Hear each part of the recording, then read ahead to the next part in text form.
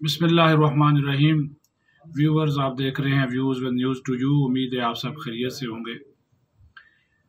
Senior सहाफ़ी अरशद शरीफ के कत्ल की तहकीकात जारी हैं और एक टीम भी फौरी तौर पर कीनिया रवाना कर दी गई है।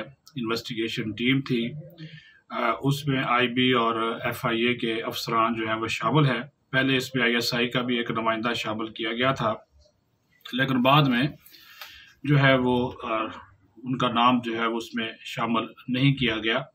ताहम जैसे जैसे जो है वो तहकीकात आगे बढ़ रही हैं, वैसे वैसे जो है वो बहुत सारी चीज़ें जो है वो सामने आ रही है। जो लेटेस्ट उसमें एक डेवलपमेंट हुई है, उसके साथ आपको आगाह करना जो है वो बहुत ज़रूरी है, क्योंकि ये एक हाई प्रोफाइल केस बन चुका है। अमेरिका के बाद अब अक़वाम मुत्तहिदा ने भी इसकी बाज़ाब्ता तौर पर तहकीकात का जो मुतालबा है वो कर दिया है, और इसकी बाज़ाब्ता तहकीकात के साथ ही जो वज़ीर-ए-आज़म ने अहकामात जारी किए एक जुडिशल कमीशन के, इस्लामाबाद हाई कोर्ट के जज की सरबराही में, वो कमीशन भी जो है वो बन जाएगा और उसके बाद फिर इसकी अदालती तहकीकात भी होंगी। लेकिन अच्छी बात यह है कि हुकूमत ने एक इंक्वायरी टीम जो है वो कीनिया भेजी है और वो रवाना भी हुई है, ताकि पता चला जाए जो दो तीन मेन इश्यूज़ के ऊपर वो काम करेगी।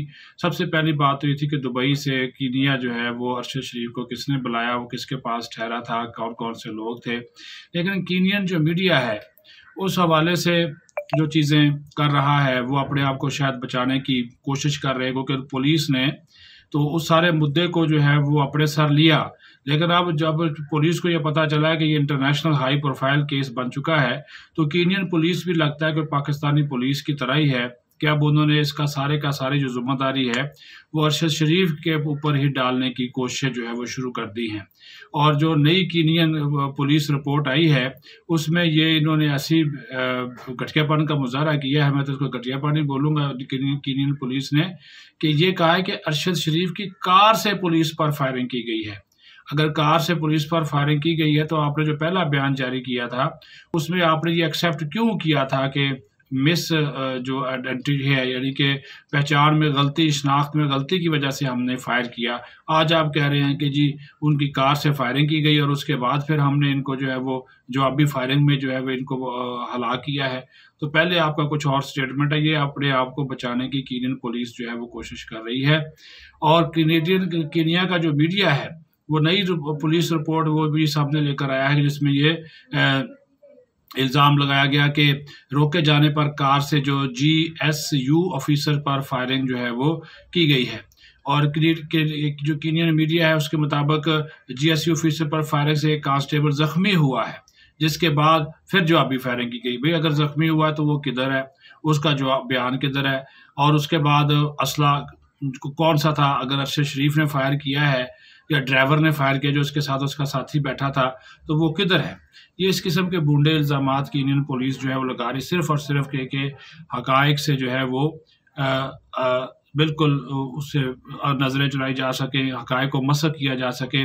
अब ये भी पहले भी बात आ गई, अभी ये कीनियन मीडिया से मैं इस वजह से सारी बातें कर रहा हूँ ताकि आपको सारी चीज़ों से आगाही हासिल हो कि इस केस को कैसे तोड़ मरोड़ कर ख़त्म करने की, हक़ाइक़ मसख़ करने की कोशिश की जा रही है। कि अरशद शरीफ की मेज़बानी खुर्रम अहमद कर रहे थे और वाक़े के दिन अरशद शरीफ और खुर्रम अहमद ने इंटरटेनमेंट कम्प्लेक्स में वक्त गुजारा था।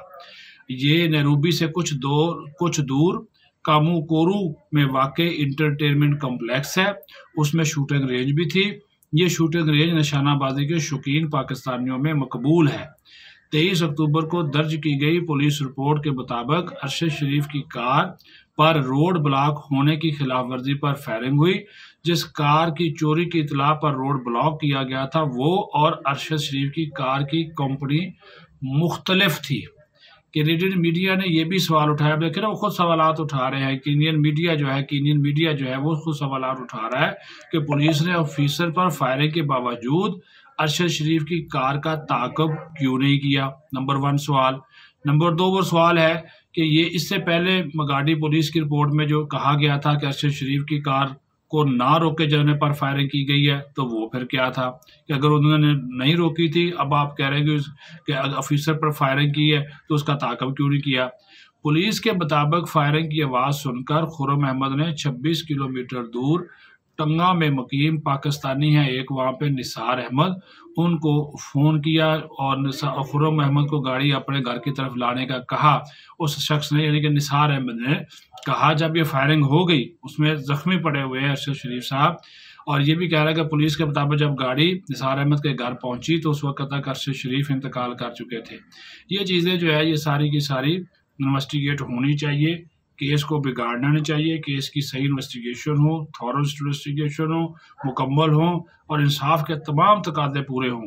कोई भी देखें ये साजिश है। और ये अच्छी बात ये है कि वज़ीर दाखिला ने एक बयान जारी किया है कि वहाँ पे एक जो निजी टीवी चैनल का जो मालिक है उसकी वहाँ पे कोई सोनों की स्मगलिंग के हवाले से कंपनी है, उसके साथ क्या ताल्लुक था और वहाँ पे वो क्या कंपनी क्या कर रही थी, उसका काम क्या था, इसको कीनिया क्यों बुलाया गया, इसके वहाँ पे मिशन क्या था, कौन इसको रिसीव करने गया, किसने रोका किसने नहीं रोका, ये सारे के सारे सवालात का जवाब मिलना बहुत ज़रूरी है।